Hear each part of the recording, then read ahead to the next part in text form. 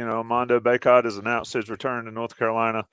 Um, your take on what Greg had to say about the importance of having a guy like that coming back? I mean, that's a pretty big recruiting hit for Hubert Davis. Yeah, it's weird because there's been kind of this thought process in the fan base that, well, maybe it's time to move on, and maybe you need to let some the younger guys who are left play some. And it's like this is a first team All ACC, each of the last 2 years, a third team All American, each of the last 2 years. The As Greg said, all time leader in double doubles and all time leading rebounder. You can't go find that in the portal. You can find a lot, but you can't find that. And especially one who's been, to Greg's point, such a great ambassador for UNC for so long. It's funny because I remember Hunter Dickinson, the center at Michigan. We interviewed him because UNC had offered him, in high school, and he was like, "Yeah, they're telling me that, Armando wants to be one and done, and so that's why they're kind of looking at me."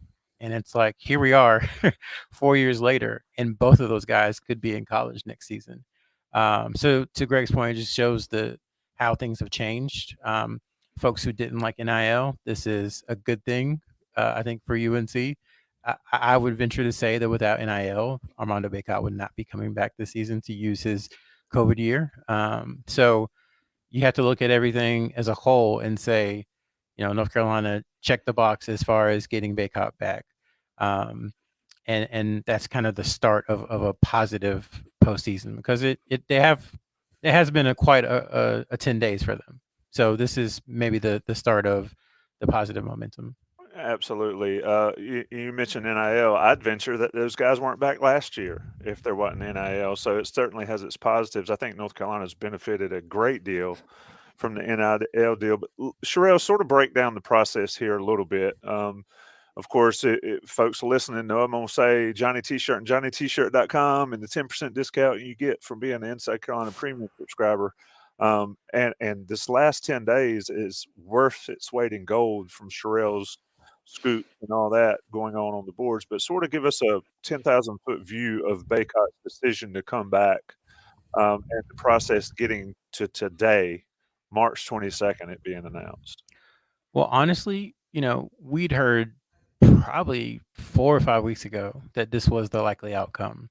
And there were, I think, a variety of factors when it comes to that. We talked about NIL, but also the way the season ended. I think if you looked at his interview after the Virginia game, a lot of folks thought, man, maybe that's it because this guy looks tired.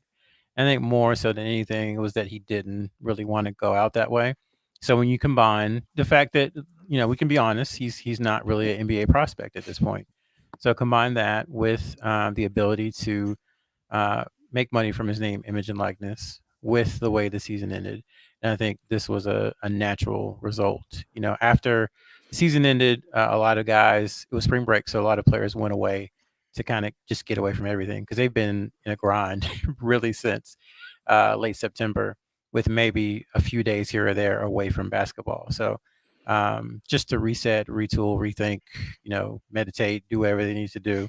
They came back this week, and Bacot had his meeting with Armando Bacot. Excuse me, Hubert Davis had his meeting with Armando Bacot, I believe, on Monday, and that's when the final decision was made and announced today. You got to love when you got to block somebody using your name, Sherrell. I'll listen to you talk every day.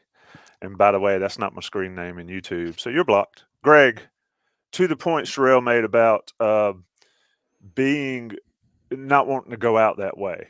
I mean, he's spoken to, his love for the university. He said, "I'll die for this university," all that stuff. That's a big deal to make a lot of money to come back, but also to not go out in one of the worst seasons we've seen for Carolina basketball for a guy like Bacot, right?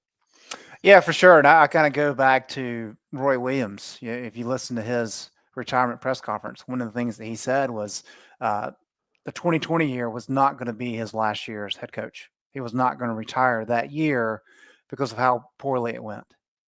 That team, even though there was not an NCAA tournament, that team was not going to get an invite. They were not going to get an invite to the NIT either. And so that was not an option.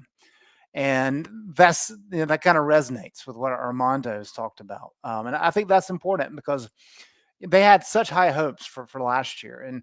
And the weird thing about last year is, we've talked about this before, is that by the time the team got to Portland, I think we all kind of had an idea that, all right, it's almost like they're just slogging along, and it never really got better. So I'm curious to see, next year if Armando is able to build off that as a team leader, to be like, look, guys, we had a great run 2 years ago.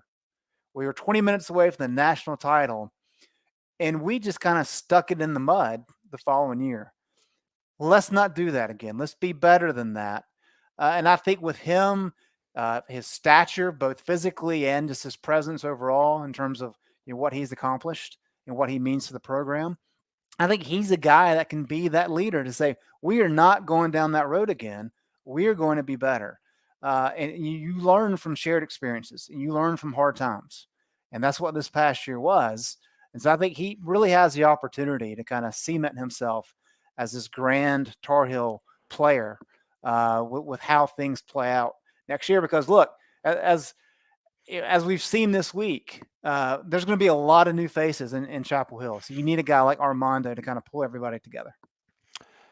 Sherrell, last year, sort of Bacot coming back and the guys filtering back, it was sort of a building process. One comes back, they all decide to come back. I think it's a little different this year. Can you sort of speak to, we know Puff Johnson, and I'll freely admit, I was a little surprised Puff Johnson decided to leave, but I can't blame him at all. Guys want to play. But you also have to stay healthy to be able to play, and that was an issue for him. But as far as a domino effect, Sherrell, is there anything like that going to happen with this situation? A lot of people still asking about Caleb Love. RJ Davis's decision officially is still out there. So what's that process going to be like, you think, over the next, however many days? I think the dominoes are more likely to fall from the transfer portal than they are from the current UNC team. And that's just because, as you see right now, so obviously McCoy, Nichols, Styles, and Johnson have all gone. It's interesting; those are all the same position, essentially. So they're all gone. So that's 4 scholarships, that have become open that they didn't expect, because Leakey and Nance's scholarships are covered by the high school players, Simeon Wilcher and Zayn High coming in. So they have 4 open spots, and you would think, if RJ Davis were to return or Caleb Love were to return, along with Bacot, that I don't want to say it'd be easy, but guys would want to play with experienced, well-known players who have, shown they can compete and play at the highest level, in the Final Four in a national championship game. So I think that would be very attractive. And in my personal opinion, I think Bacot maybe wanted to wait a little bit longer to announce this.